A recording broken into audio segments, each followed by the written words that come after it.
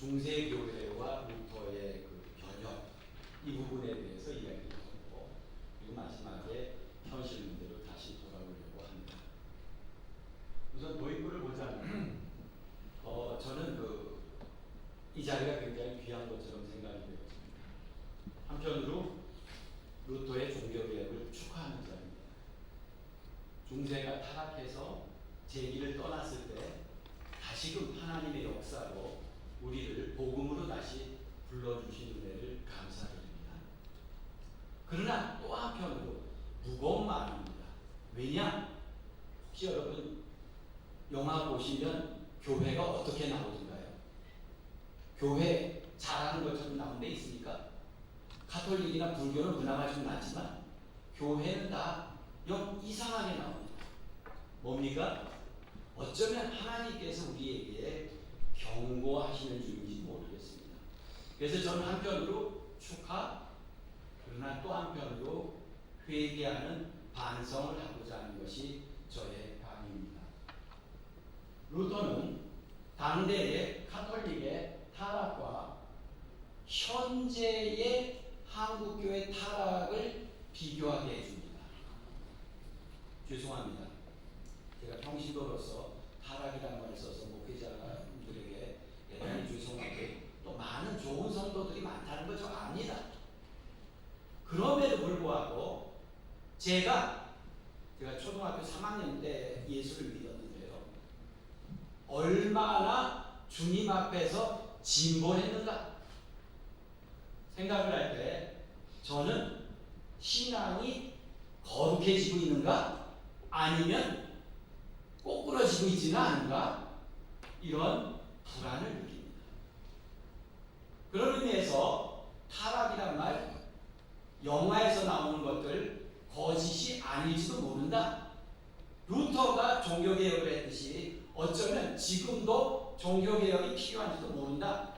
이런 부담스러운 마음을 가지고 왔습니다.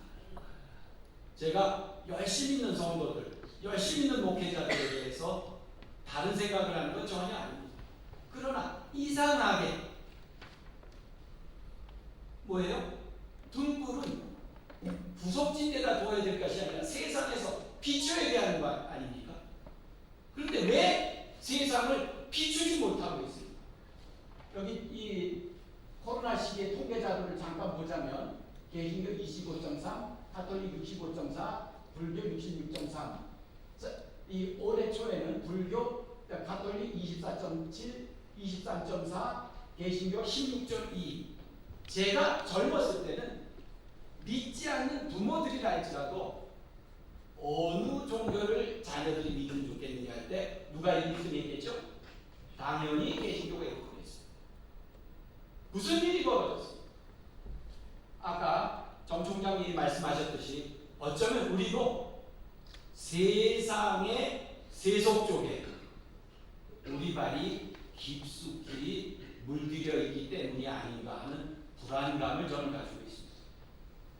이를테면 새벽기도, 주일성소, 우리 어떻게 하죠? 저 주일 되면 하루 종일 굶고 교회에 살았습니다.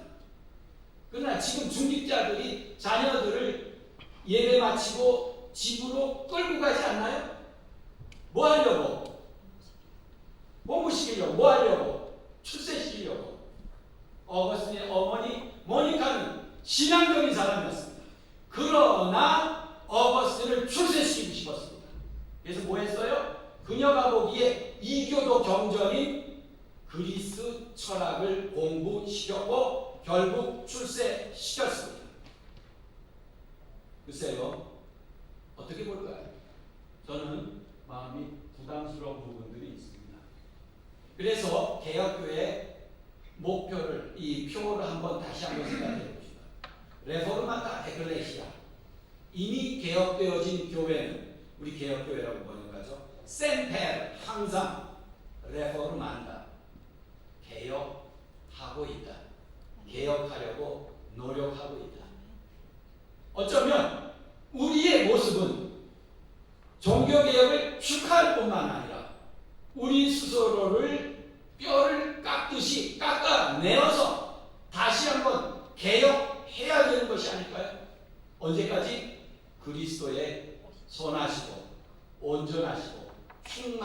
분량에 이르기까지 해야 되는 것 아닐까요? 저는 그런 느낌이 듭니다. 그런 의미에서 저의 작업은 물론 뭐 제가 신학을 할 수 있는지 잘 모르겠지만 조직 신학적이기보단 실천 신학적입니다. 조직 신학적은 어떻게 구원이 이루어지느냐 이런 교리적인 문제를 따지죠. 그러나 실천적인 건 뭡니까? 그 교리적인 문제가 아니에요. 구원을 받은 사람이 세상 속에서 어떻게 살아야 될 것인가. 저는 이 문제가 굉장히 중요하다고 생각합니다. 실천 신학 속에 있는 것은 주님의 초청입니다. 수고하고 무거운 짐 진 자들아 다 내게로 오라. 우리가 영화를 보면 교회가 부르고 있다고 말할 수 있을까요? 어쩌면 주님의 구원은 교회 속에 갇혀있고 교리 속에 갇혀있어서 살아있는 생명력을 점점 더 상실해가는 것은 아닐까요? 전 그런 의미에서 우리 정 총장님이 조직신학을 못해서가 아니라 실천신학을 하신 것은 굉장히 이 시대에 한국교회가 타락했는지 의심받고 있는 시대에는 대단히 중요하다는 생각을 하게 됩니다. 여기서 한번 보죠. 이론과 실천, 경험과 행동, 성경과 삶 사이에 다리를 놓는다. 우리가 믿음으로 하나님의 은총으로 우리가 구원을 이미 얻었습니다. 그러나 우리의 삶은 두려움과 떨림으로 구원을 이루라고 하는 바울의 명령 앞에 서 있습니다. 역설적 아닌가요? 이미 구원을 얻었지만 그러나 우리는 다시금 두려움과 떨림으로 주님 앞에 서야 한다는 겁니다. 이것은 굉장히 흥미로운 주제가 뭐냐 하면 실천신학 속에서는 역사성을 봅니다. 저는 오늘 궁극적으로 세 분을 이야기할 겁니다. 바울, 어거스틴, 루터입니다. 바울은 하나님의 말씀을 대언한 분으로서 저는 여기서 1차적으로 제외를 하겠지만 어거스틴과 루터는 굉장히 실천신학적으로 역사 속에서 그들을 들여다볼 겁니다. 그랬을 때 어거스틴과 루터는 굉장히 다른 역사적 백그라운드를 가지고 있었습니다. 그래서 오늘날의 루터가 그가 비록 제가 보기에 올바르고 존경할 만함에도 불구하고 삶 속에서 거룩을 보여주는데 실현하는 데는 우리에게 잘 되지 않지 않았는가 하는 생각을 합니다. 마지막으로 믿음, 소망, 사랑은 사도 바울이 한 말이고 어거스틴이 한 말이고 루터가 한 말이라는 것을 이야기해보고자 합니다. 우선 한번 루터의 이신층에 대해서 한번 얘기를 해보겠습니다. 루터의 이신층위는 보통 그냥 탁상 위에서 나왔다고 생각할 수 있습니다. 전 그렇게 믿지 않습니다. 그의 개인적 실존과 시대적 상황 속에서 나왔습니다. 그것이 어거스틴과의 차이고 그것이 한국교회가 오늘 직면하고 있는 문제입니다. 첫째, 개인적으로 실존적으로는 그는 자비로운 하나님, 사랑의 하나님이 아니라 무서운 하나님을 알았습니다. 저는 율법을 잘 지키려고 했습니다. 율법이 아니라 성경, 신약 성경을 잘 지키려고 했습니다. 그런데 저는 산상수훈에 와서 제 믿음이 좌초하는 걸 느꼈습니다. 너희가 알거니와 간음하는 자마다 교도소에 갈 거다. 그렇지만 뭐라고요? 나는 이제 말하는데 마음속에 음욕을 품는 자가 심판을 받는 것이다. 그 하나님 앞에 설 수 있는 사람이 있습니까? 저는 없습니다. 전 자신이 없습니다. 전 죄인입니다. 루터가 바로 그 실존적인 무서운 하나님, 심판하신 하나님, 의로우신 하나님을 만났던 겁니다. 그렇기 때문에 그는 수도원에 가기 전에도 두려워했지만 수도원에 가서도 두려워했어요. 그러다가 어거스틴을 통해서 로마서 1장 17절을 다시 이해를 하고 보니까 그 의가 우리를 심판하시는 의가 아니라 무슨 의라고요? 구원하시는 의, 사랑하시는 의라. 아니 저보고 제가 사춘기 좀 마음속에 음욕을 품지 말라. 저 못 이겼습니다. 죄송합니다. 여러분 이겼습니까? 저 못 이겼어요. 심판하시는 의 앞에서 제가 어쩌겠습니까? 도저히 쓸 수가 없습니다. 그러나 로마서 1장 17절에 나와서 의인은 오직 뭘로? 믿음으로 말미암아 살리라 했을 때 그 의미는, 의라는 것이 두 가지가 있습니다. 하나는 뭐예요?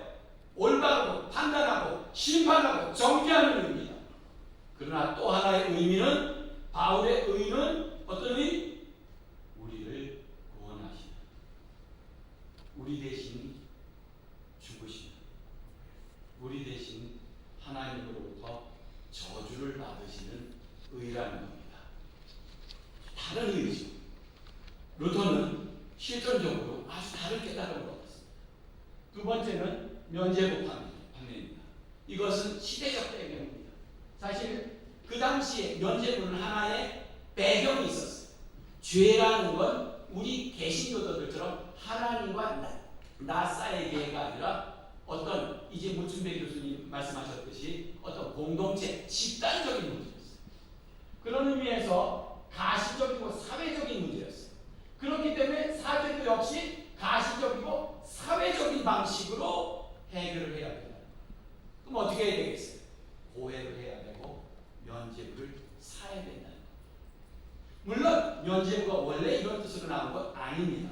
그러나 교회가 타락하고 믿음이 제도화되면서 어떻게 됐죠?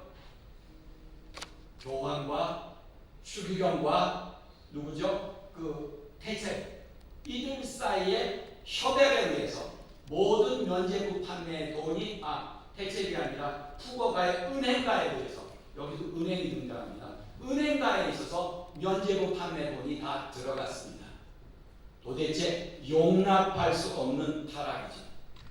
이렇게 됐을 때 루터는 그와 같은 중세적인, 사회적이고 집단적인 죄의식에 대해서, 사죄에 대해서 방기를 든 최초의 근대인이었던 겁니다. 이신증의론, 이제 사죄는 개인과 하나님 사이의 문제지 교회도 성례도 사죄도 아무것도 필요가 없어졌어요. 자, 이 루터가 봐야 되는 건 바로 그 부분이었습니다. 그것은 어떻게? 탁상위에서가 아니라 삶 속에서 하나님의 말씀을 따라서 살려고 애를 쓰면서 느꼈던 고민과 그 결과였습니다.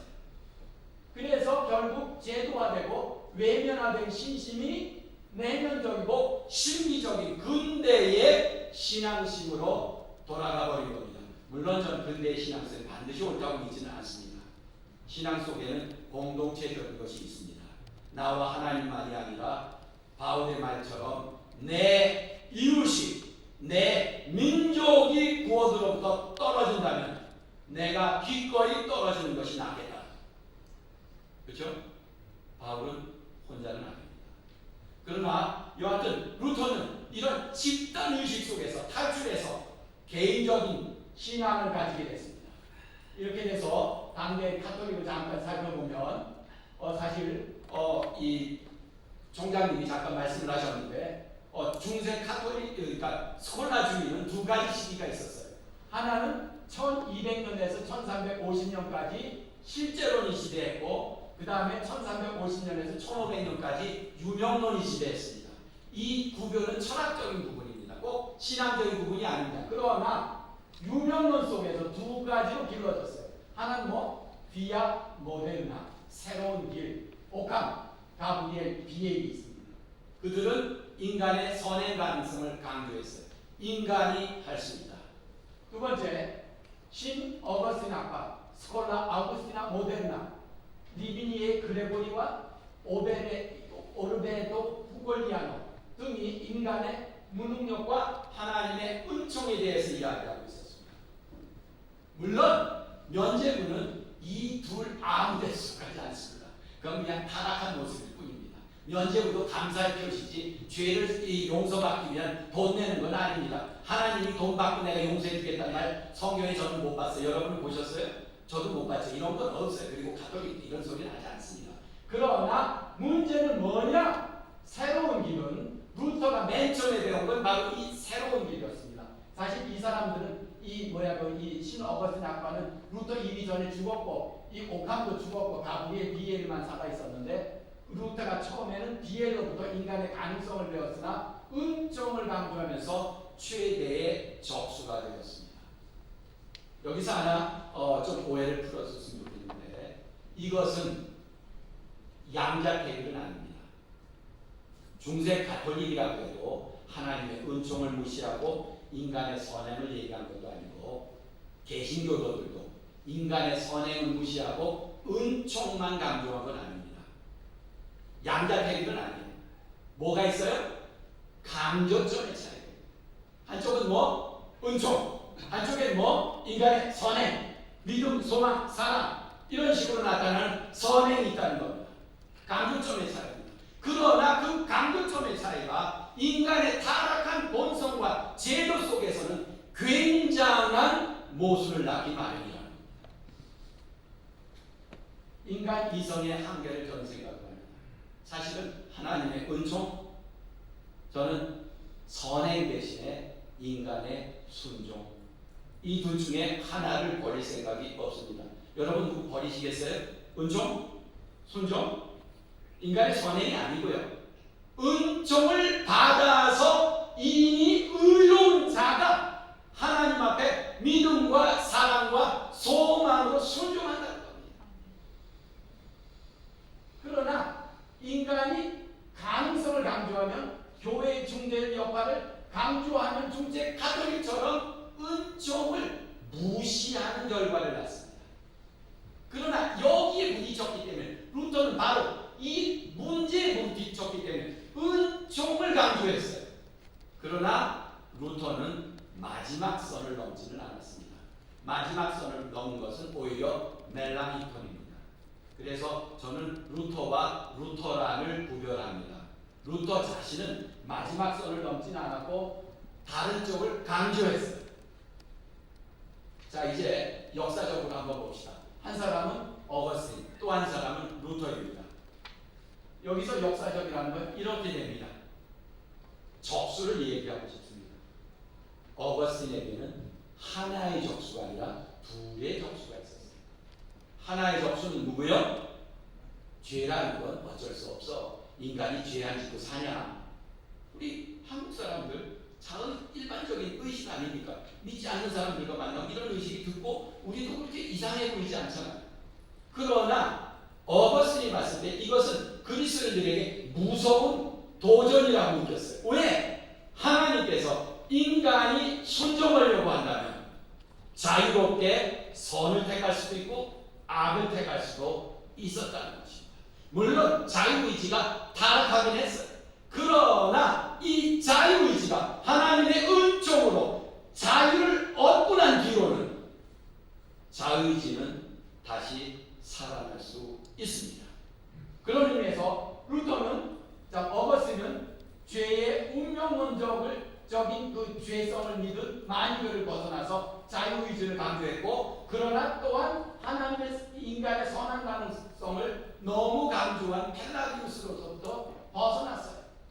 루터는 한편으로 만유교가 너무 운명론적이라고 생각했어요. 그리고 인간이 죄를 짓는 게 인간의 자연스러운 본성이라고 생각했어요. 저 꼬맹이 사춘기 때 이 꼬마애가 고삐리가 음란의 욕구를 아주 벗어날 수 있을까요? 우리가 음란해지는 건 당연한 거 아닐까요? 그러나 루터는, 어거스틴은 이것은 우리 인간에게 부닥친 타락한 인생의 타락한 모습인 거라고 봤어요. 인간의 본래적인 모습을 상실한 거라고 생각했어요.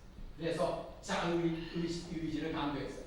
주님께서 인간을 만드셨을 때 인간은 자유의지를 갖도록 하셨다. 네가 마음만 먹으면 계명을 지킬 수 있으며 주님께 충실하지 않고는 너에게 달려있다. 나라는 거예요. 죄 짓는 건 나라는 거예요. 나의 본성이 아니라는 거예요. 굉장히 그리스도인들이 주목해서 들어가야 될 말입니다.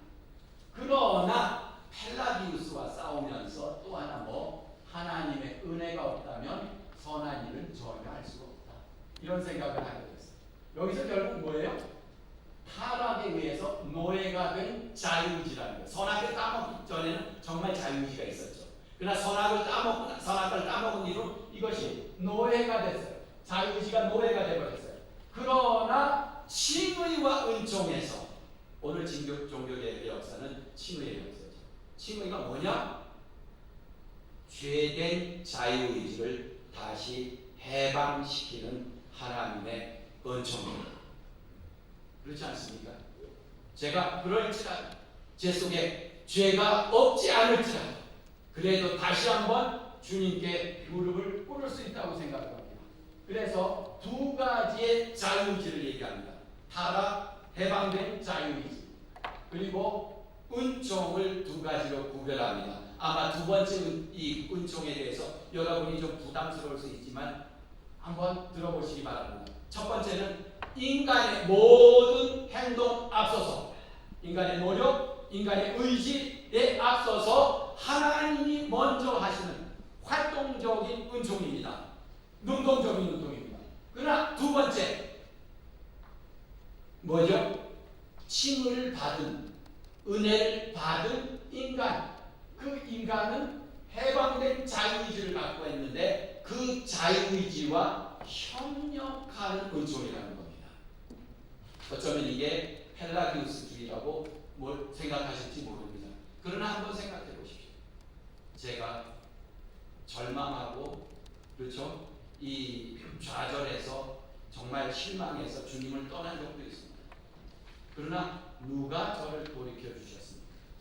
그것은 저의 은총을 받은 자유의지를 작동시키는 하나님의 은혜가 아니겠을까요? 그러나 거기서 저는 그냥 띵까띵까 놀기만 했을까요? 저도 뭔가 고민하지 않았을까요? 제가 타락했을 때 그냥 타락만 했을까요? 하나님을 까먹었을까요? 전 그렇게 믿지는 않습니다. 정말 우리 마음속에 이중적이 있다는 겁니다. 하나님이 단독으로 인간에 앞서서 하신 은총이 있고, 또 하나는 우리 같은 것들을 통해서 아직 죄로부터 완전히 벗어나지 않았음에도 불구하고 우리 같은 것들을 통해서 작용하시는 협력적인 은총이 있다는 겁니다. 어거스틴은 두 종류의 은총을 얘기했습니다.